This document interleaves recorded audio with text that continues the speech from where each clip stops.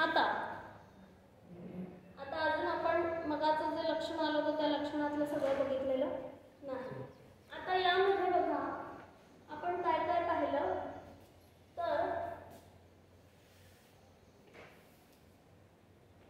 Prove कशावरून केलं तर ह्या दोघांचा जो संबंध आहे या संबंधाला काय म्हणतात? व्याप्ती संबंध. याचा आणि याचा जो संबंध आहे हा काय आहे? व्याप्ती संबंध. यासाठी आता आपल्याला अजून एक गोष्ट कळणं आवश्यक आहे. खालचं पुसू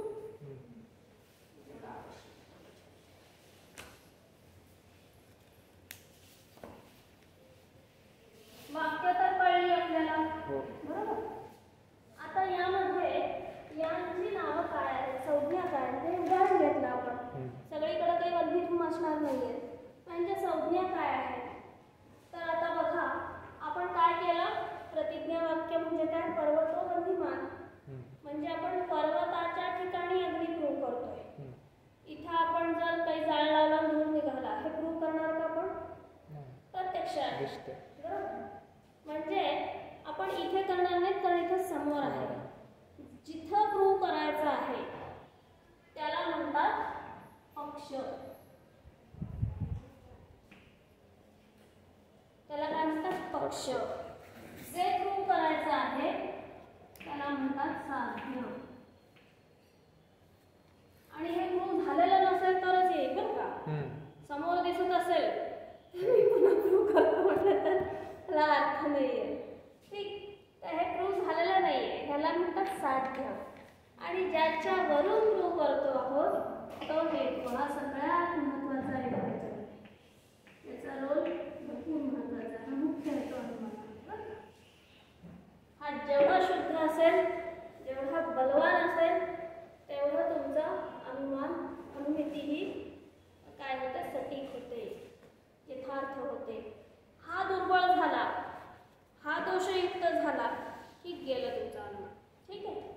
तर हा हेतू म्हणजे कोण कोण आहे त्याच्यामध्ये? मुख्य पक्ष, साध्य, हेतू. ठीक आहे.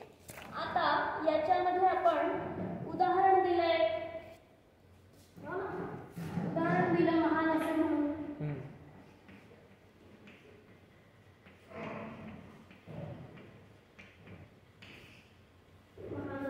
हे उदाहरण दिलं.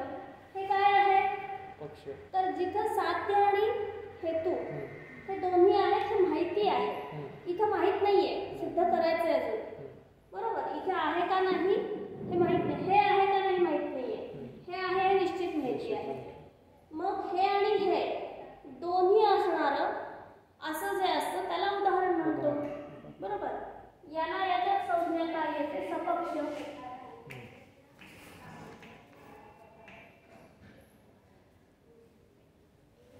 याला काय येते? संज्ञाच्या सपक्ष. म्हणजे जिथं हेतू आणि साध्य हे दोन्ही आहेत. आता समजून घ्या, नंतर त्याची जेव्हा लक्षणं येतील तेव्हा हे आपल्याला सगळं त्याच्यामध्ये लक्षणांसहित लिहावं लागणार आहे. हे सगळं टिपायला येतं तुम्हाला. पक्षासारखं दुसरं पक्षासारखं असं म्हणण्यापेक्षा जिथे साध्य आणि हेतू दोन्ही आहेत, 100% माहिती आहे, संशय नाही. इथे काय आहे? साध्याचा संशय आहे का नाही माहित नाहीये, त्यामुळे सिद्ध करतोय. इथे सिद्ध नाही करायचं, हे सिद्ध आहे, माहिती आहे, 100% माहिती आहे. असंच अजून एक उदाहरण येतं की याच्याबरोबर उलट. म्हणजे कसं उदाहरण येतं? यथा जलहृदः.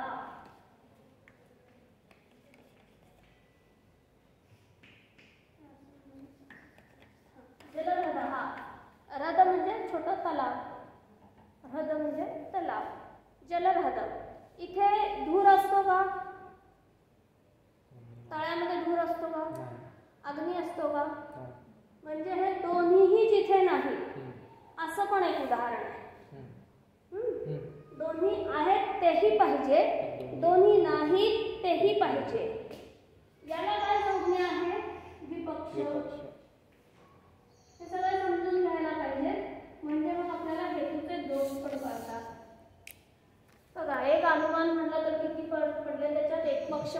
सपक्ष पडला विपक्ष पडला आणि हे कशाच्या आधारावर सगळे साध्य हेतू हेतूचं असणं आणि साध्याचा संशय तो पक्ष साध्य आणि हेतूचा निश्चय ते सपक्ष साध्य आणि हेतूच्या अभावाचा निश्चय 100% माहिती नाहीये तिथे संशय नाही इथे पण तो विपक्ष ठीक आहे तर हे झाले पक्ष सपक्ष विपक्ष आणि याचा जी व्याप्ती आहे यांचा जो संबंध आहे हेतू साध्य आता एवढंच लक्षात घेऊ आपण व्याप्ती म्हणजे काय आहे तर हेतू आणि साध्य यांचा संबंध त्याची डेफिनेशन बघणारच आहोत आपण पण आता एवढं लक्षात घ्या म्हणजे हे हेतू साध्याचा संबंध समजण्यासाठी सपक्ष आणि विपक्ष यांची आपल्याला मदत होते समजा हेच मी उलटं केलं की पर्वतो ध्रुवमान वन्हे हे म्हणजे तिथं वन्ही हेतू घेतला मी तर इथं काय होतं की ठीक आहे महानस्स हा सपक्ष मिळतो वन्ही पण आहे आणि काय आहे धूम पण आहे दोन्ही आहे ठीक पण मला असं एक ठिकाण मिळतं तप्त आयोगोलक आयोगोलक म्हणजे काय आयस म्हणजे लोखंड लोखंडाचा गोळा तापलेला लोखंडाचा गोळा अग्नी आहे पण दूर नाहीये हेतू आहे साध्य नाही गेलं अनुमान म्हणजे दोन्ही नाही असं एक ठिकाण लागतं कारण त्यांचा संबंध असा असला पाहिजे की एक नसला तर दुसरा नाही हे सांगता यायला पाहिजे इथे धूर नाही म्हणून वन्ही पण नाहीये इथे धूर आहे वन्ही पण आहे मग इथे धूर आहे त्यामुळे वन्ही आहे कळलं असं जर होत असेल की हा हे सांगितलं इथं वन्ही आहे धूर आहे इथे वन्ही आहे गेलं साध्य नाहीच निश्चय साध्य नसण्याचा तर इथे आपल्याला पक्षापर्यंत पोहोचता येत नाही संशय निरस्त होत नाही त्यामुळे विपक्ष सुद्धा आवश्यक आहे ठीक आहे तर हे लक्षात घ्या काय बघितलं आपण पक्ष साध्य हेतू सपक्ष विपक्ष हे सगळे बघितले आणि इथं कसं असायला पाहिजे की विपक्ष तसाच असायला पाहिजे जिथं दोन्ही नाही आणि सपक्ष असंच असायला पाहिजे जिथं दोन्ही आहे ठीक आता बघा परामर्शाचं जे काय केलं त्यांनी व्याख्या केली ती काय केली व्याप्ती विशिष्ट पक्ष विशिष्ट व्याप्ती विशिष्ट म्हणजे हा धूम कसा आहे वन्हीच्या साहचर्याने युक्त आहे व्याप्तीने वन्हीच्या युक्त आहे तो विशिष्ट असलेला धूर